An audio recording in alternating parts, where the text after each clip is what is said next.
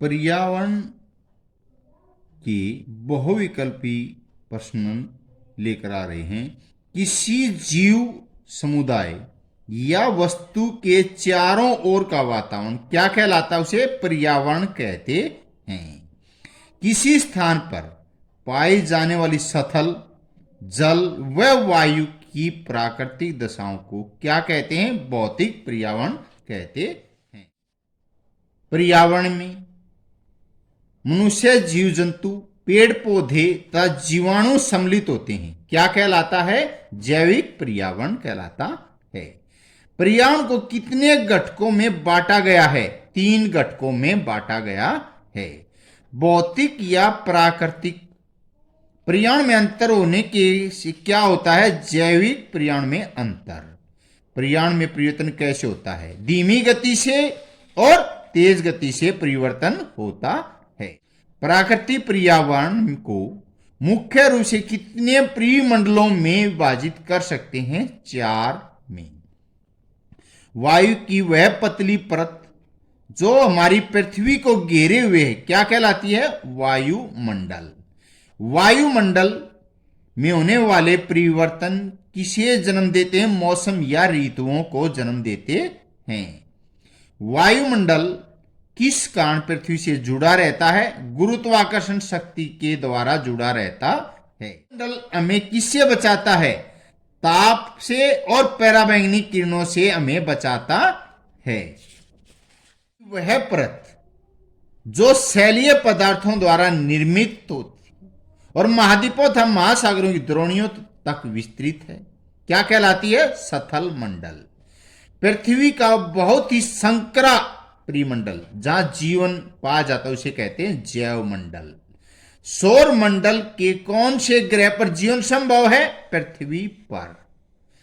पृथ्वी पर पाई जाने वाली विभिन्न प्रजातियों को क्या कहते हैं? भौतिक भिन्नता कहते हैं। प्रतिवर्ष विश्व पर्यावरण दिवस मनाया जाता है। 5 जून को विश्व पर्यावरण दिवस मनाया जाता है। अब हमारी पृथ्वी के अंदर के बहुविकल्पी पृथ्वी की सबसे ऊपरी परत है क्या? परपट्टी, भू परपट्टी से कहते हैं। महाद्वीपीय समिति में परपट्टी की मोटाई इतने 35 किलोमीटर की मोटाई है। समुद्री सतह पर परपट्टी की मोटाई 5 किलोमीटर है। करोड़ परत की त्रिज्या कितनी है? 3500 किलोमीटर है। शैलें कितने प्रकार की हैं? 3 प्रकार की शैलें हैं। किस परत में निकल और लोहे की प्रधानता है? करोड़ में। लाल किला किस पत्थर से बना हुआ है? लाल बलुआ पत्थर से बना हुआ है। ताजमहल किस पत्थर से बना है? सफेद संगमरमर से बना है। मैग्मा नामक पिघले पदार्थ के ठंडे होने और लावा के रूप में जम जाने से किस शैल का निर्माण होता है? आग्नेय शैल का निर्माण होता है। आग्नेय का अर्थ क्या अर्थ है? आग से निकलने वाला पदार्थ आग्नेय शैल है। आग्नेय शैलों को उपराय कहा जाता है, प्राथमिक शैल कहते हैं। आग्नेय शैलों के टूटने या ऋतुक्षय से किस शैल का निर्माण होता है? गौण शैल का। धरातल के नीचे ठोस रूप धारण करने वाली आग्नेय शैलों को क्या कहते हैं? अंतर्वेदी शैल कहते हैं। जब आग्नेय शैल धरातल के ऊपर बनती हैं तो उन्हें क्या कहते हैं? बहिर्वेदी शैल कहते हैं। शैलों के टुकड़ों तथा घुले हुए खनिजों को नदियों द्वारा अपनी तलहटी में निक्षेपण करना क्या कहलाता है? अवसाद कहते हैं। दबाव के कारण जब परतें एक दूसरे पर जम जाती हैं तो इन परतदार शैलों को क्या कहते हैं? अवसादी शैल कहते हैं। जब पशु तथा पादप यानी पेड़ पौधे या उनके अवशेष अवसादी शैलों की परत में फंस जाते हैं तो क्या कहते हैं? जीवाश्म कहते हैं। स्लेट किस प्रकार की शैल का उदाहरण है? कायांतरित शैल का उदाहरण है। अब है हमारी बदलती पृथ्वी के स्थल मंडलीय प्लेटें किसके कारण गति करती हैं? मैग्मा के कारण गति करती हैं।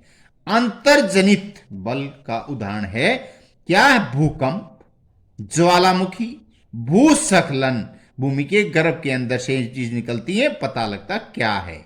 बहिर्जनक बल क्या उदाहरण है? हिमनद यानी बर्फ का पिघलना, नदी का पवन द्वारा चलना।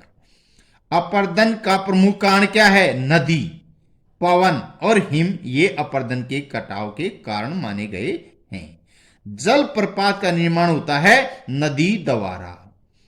कौन सी प्रक्रिया धरातल के ऊपर परिवर्तन लाती है? प्राकृतिक, आंतरिक और बाह्य है। वह प्रक्रिया जिसमें सेल टूट फूटकर छोटे कणों में विभक्त हो जाती है क्या कहलाती है?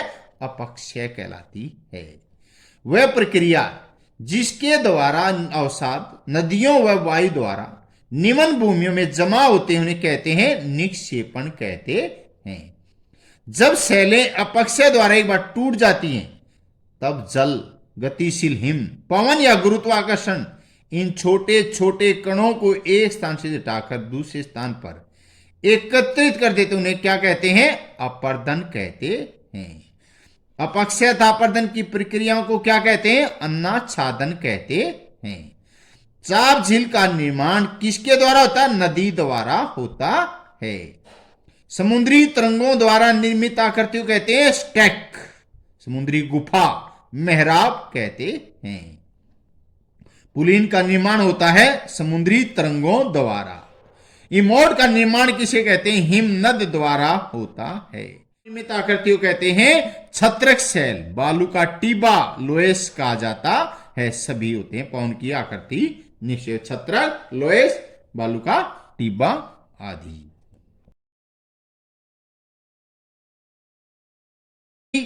चारों ओर से वायु की घनी चादर से घिरी हुई है जिसे कहते हैं क्या? वायुमंडल कहते हैं।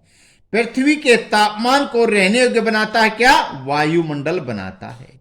वायुमंडल में कौन सी गैस सर्वाधिक मात्रा में नाइट्रोजन पाई जाती है?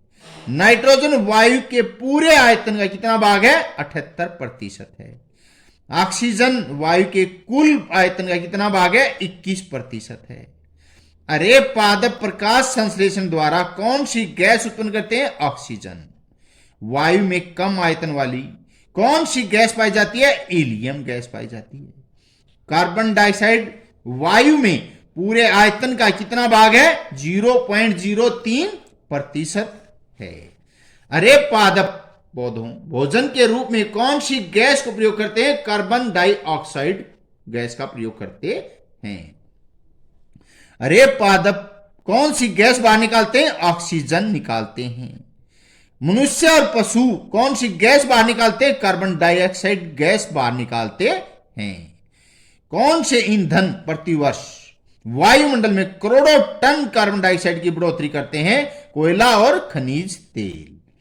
कौन सी वायु फैलती है और हल्की होकर ऊपर जाती है? गर्म वायु। कौन सी वायु सघन और भारी होती है और जिसमें नीचे रहने प्रवृत्ति होती है? ठंडी वायु। प्रतिवर्ष वायुमंडल में भारी मात्रा में मिले जाने वाले अप्राकृतिक संकटों को क्या कहते हैं? वायु प्रदूषक कहते हैं। ओजोन स्तर का नीचा होना कौन से प्रदूषण का प्रभाव है? वायु प्रदूषण का। वायु दाब को किस यंत्र से नापते हैं? बैरोमीटर यंत्र से नापते हैं। अक्षोमंडल की औसत ऊंचाई है 13 किलोमीटर। वायुमंडल किस मंडल में विचरण करते हैं? समताप मंडल में। वायुमंडल की सबसे ऊपरी परत क्या है? बहिर्मंडल है।